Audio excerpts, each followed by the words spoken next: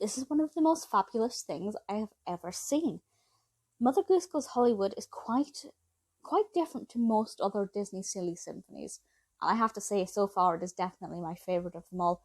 This was nominated for the 1938 Academy Award for Best Short Animation. It didn't win. It lost out to Ferdinand the Bull, which is another Disney. So Disney still got to take the trophy. Statue, I guess.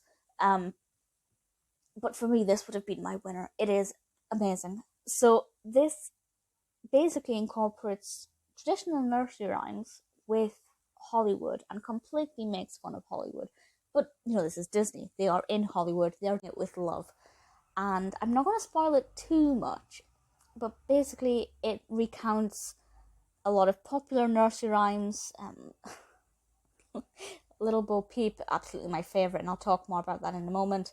But Little Bo Peep, Old King Cole, Little Boy Blue, a lot of other really popular nursery rhymes, but each of the characters are represented by a caricature of a famous Hollywood persona.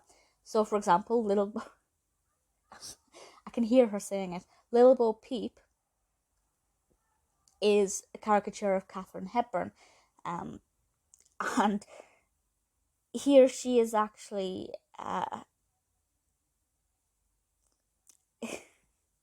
it's parodying the way she speaks, which sounds mean, but it's not. It's done with love. But she keeps saying, she's lost my sheep, really, I have, in this really lovely, it's a beautiful voice, and that's actually recurring. And there's one point, I will say this, which is a maybe tiny spoiler, but I'll just say before I move on.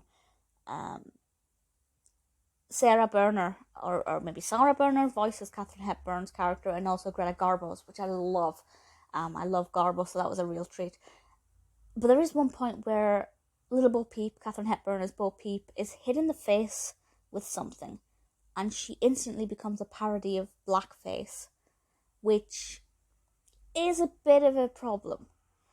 But at the same time, looking back, this is poking fun at certain aspects of Hollywood, although with love. You could say it's making a mockery of that concept of blackface, because even then it knew it wasn't actually acceptable.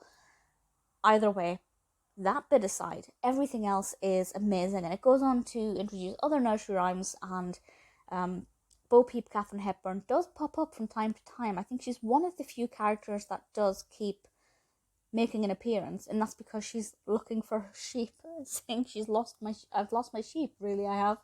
And it's amazing. It's absolutely amazing. I love Katherine Hepburn. Laurel and Hardy are in it, Charles Laughton. I won't give away too many other characters, but it's absolutely amazing. It is funny. I laughed out loud. Fred Astaire.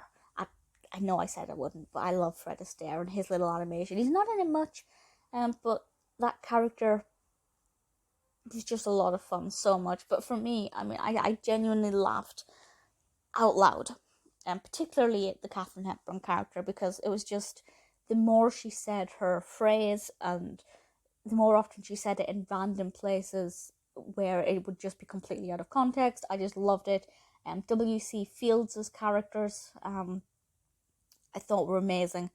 Really very cleverly put together, brilliant voice cast playing these very recognisable personalities.